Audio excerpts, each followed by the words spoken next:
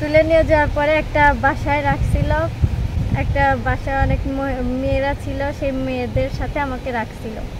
রাখার পরে পরের দিন নৌকায় নিয়ে গেছিল। নিয়ে যাওয়ার পরে আমার সাথে শারীরিক নির্যাতন করছিল। সে নিজেই শারীরিক নির্যাতন করার পরে একটা ক্লাবে নির্যাতন বলতে কি সম্পর্ক করছে। আপনি বাধা দেননি? আমি বাধা দিতে লাগছিলাম, আমাকে অনেক মারছে, থাপ্পড় দিছে। তারপর আমাকে নাটোর একটা ক্লাবে নিয়ে গেছে। ক্লাবে নিয়ে যাওয়ার পরে অনেক মেয়েদের সাথে রাখছিল।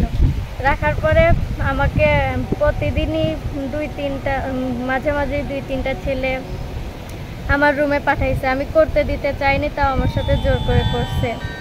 করার পরে আমি একদিন অসুস্থ হয়ে যাই, আর একটা মেয়ে আমাকে জোর করে একটা ওষুধ খাওয়াইছিল। বলছিল যে এই ওষুধ খেলে তোমার গায়ে ব্যথা হবে না, কিছু হবে না, এটা বলে আমাকে খাওয়াইছিল। খাওয়ানোর পরে মানে সে থেকে আমার মাথা ঘোরায়, ঘুম পায়। তারপরে ওই ছেলেটা তারপরে আমি কান্না করতে লাগছিলাম, আর ওই ছেলেটা